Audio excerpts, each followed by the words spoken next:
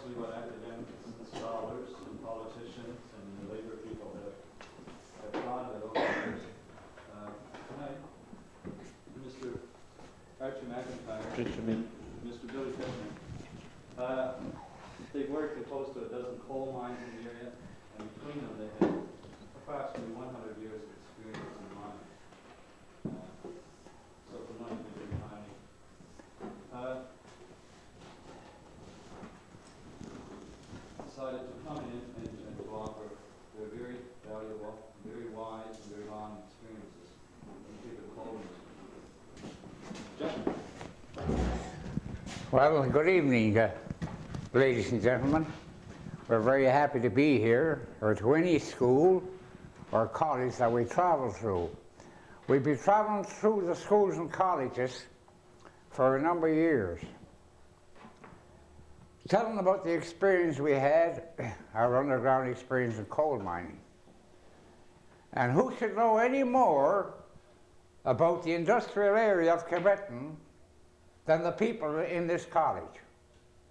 We've been here on different occasions. There's no doubt that some of you people saw us before here. And we travel for a couple of reasons. And one of the reasons that we travel is we found out that a lot of our students and our people didn't know enough about the industrial area, and particularly which is coal and steel.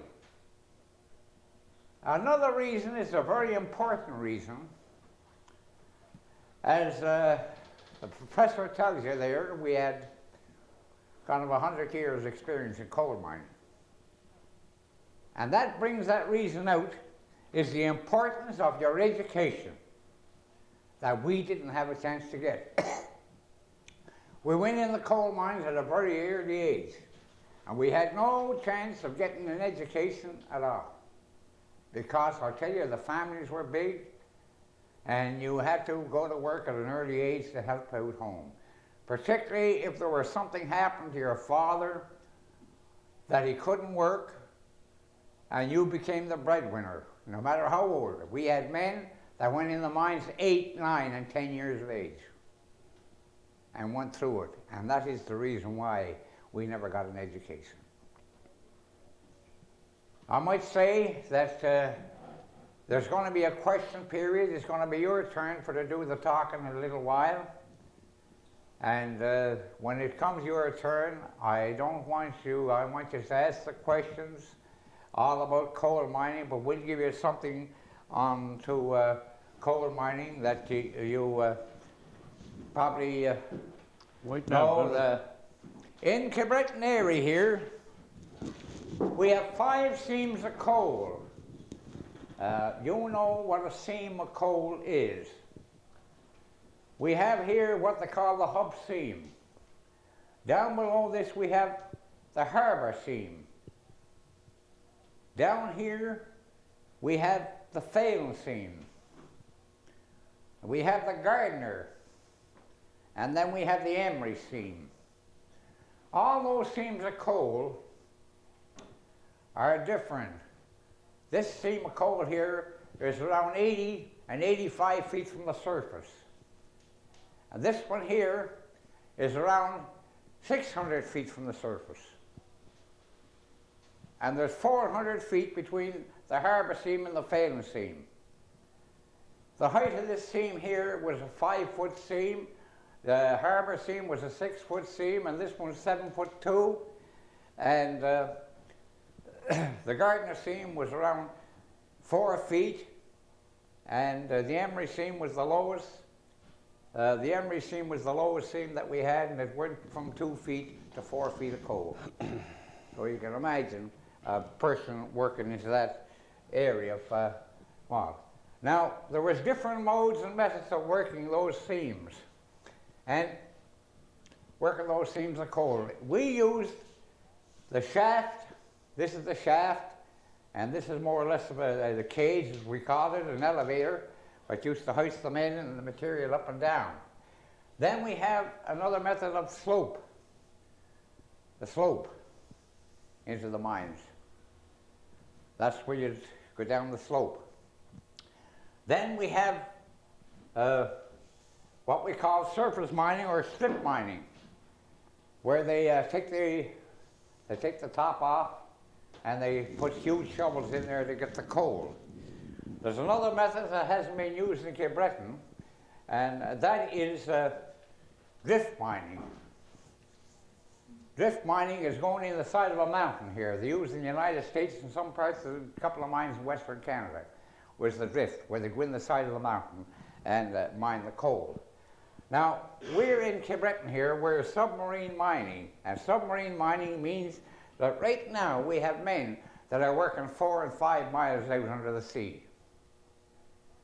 And, and of course, when you know there's a lot of questions going to be asked about under the sea, you've got a slope there. Well, you've got a slope running down there, and as far as you go down, your cover is getting greater. That's between your bottom of your seam and and the ocean. So we never worry about that because we always seem to have lots of cover. I know one time, even at the water's edge there, you have to have 300 feet of cover to start with in submarine mining. And we are about the biggest submarine mining in the world, is right here in Cape Breton. So, so there'll be some questions asked on that. You'll be asking some questions probably on that. You'll be asked some questions on company stores and on the strikes, unions, and all those things. So I'm going to turn this over to Mr. MacIntyre now to give you a rundown of the early days and the sacrifices were made for you people to get the education that's much needed today, even in coal mining. Mr. MacIntyre. Well, thank you very much, ladies and gentlemen. I'm delighted to be here to tell you the story about the early days of the coal mine. And you know, history in its broadest sense is just the past of man's activities.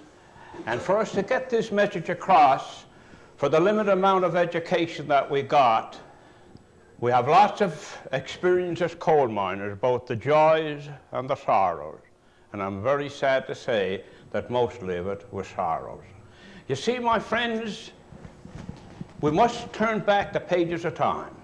And we must go back in memory's lane and become the living image of what you people want to hear. And what we're going to tell you is the story that's never been told. Why the true story of the coal miners and the steel workers were never told to the offspring of the people.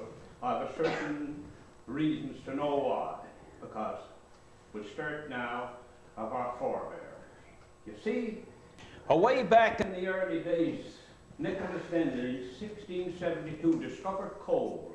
He came across coal, although thousands of years, nobody really knows who discovered coal.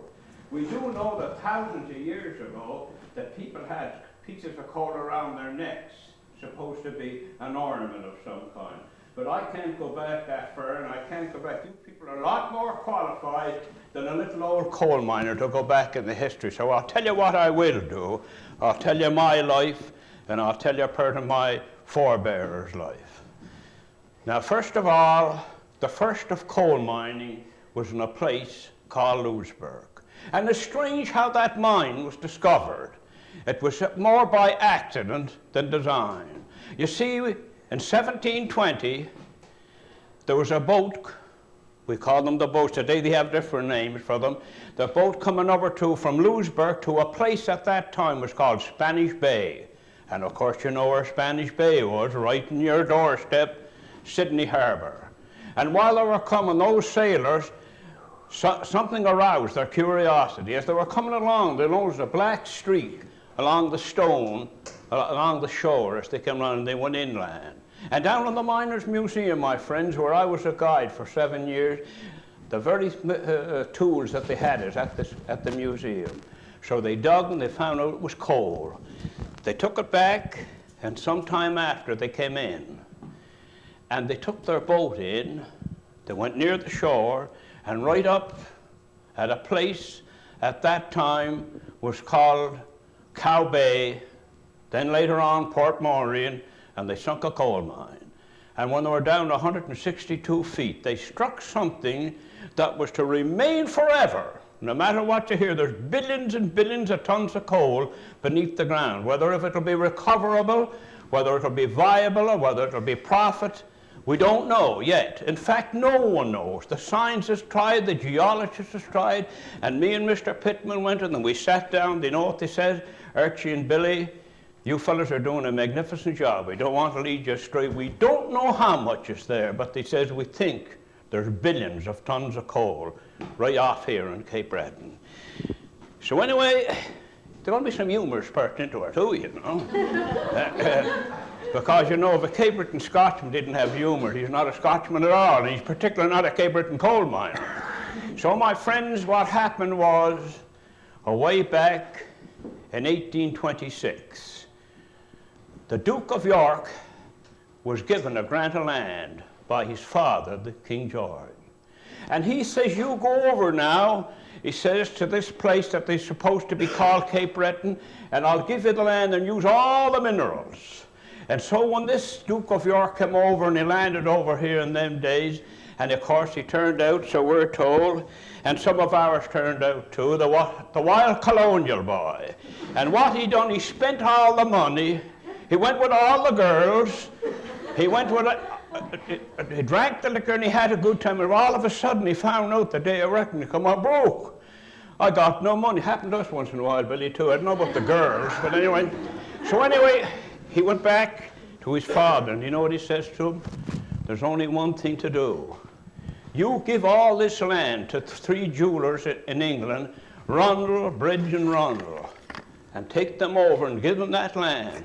And those fellas come over to a place that's now called Sidney Mines. And they opened up coal mines under the name of the GMA, the General Mining Association. You might have heard about it. 1826. And my friends, although we face cruelty, brutal treatment, and everything that was unjust by the Dominion Coal Company, we don't hesitate to tell this, those fellas that come over to Sidney Mines were compared with the galley slaves of old. They got the worst treatment that a human being could ever get. Now, I want to be honest about this. See, so after a while, the General Mining Association was going, it went from 1826 to 1858. And then something happened the first time that the government took over coal mines. Now, take a note of this. DEFCO wasn't the first one that took over the coal mines in the eastern part of Cape Breton. It was in 1858, the government says, here, we can't leave the General Mining Association continue anymore, we'll give it to anybody. So it was up for grabs. And if you had a pick and a shovel and had a little bit money, and as today, if you had a little pull with the government, you could go and you dig a coal mine. If you got bankrupt, if you're still a good friend of the company, government, forget it. So this went on for a certain length of time. Now, there was different mines opened under this independent. They weren't numbered, but they were named. And they were named for the locality that they were in, or a certain event, or a certain monarch, or a certain sovereign that was in at the time. Well, you take, what about Victoria? Ever hear about New Victoria? Called after Queen Victoria. And they had the Mullen seams, and they had all the different seams like this. And of course, that went on for a good many years. And those companies began to do something. They began to build coal company houses, and who'll ever forget? And I sold my soul to the company store. They began to build company stores. And of course, one thing that they didn't do, they didn't build schools. They didn't build hospitals. They done only one thing. Now, my friends, I know that a lot of people say to me, Archie, probably you shouldn't say that. I can't help but say it. Because you see, if we're going to have history, my friends, you've got to take the good part and the bad. And as years went by, the coal mining began to develop and develop. And in 1893, 6 men came in to Sydney, and one of them was by the man by the name of H.M. Whitney. Whitney Pier is called after him. And he was president of a company that was to be known as the Dominion Coal Company. and it was to be known in more ways than one. And those people come in, and they went to the government. Now, I want you to listen close. They went to the government, and they says, listen, if you'll give us all those operating coal mines that are in the mainland and in eastern Cape Breton, we'll buy them from you. And we'll give you $1.5 million. And of course, without considering or anything, the government at that time handed over part and bushel and all to those people known as the Dominion Coal Company. But they weren't satisfied with that. The Dominion Coal Company says, now we must add a rider to our agreement. What is this rider? This rider is that we want a 99-year lease. Listen close, 99 years lease, that nobody but nobody will encroach upon our land, no matter what it is, because we're the Dominion Coal Company and nobody in competition, none whatever. And even to this day, my friends, we suffered on account of that.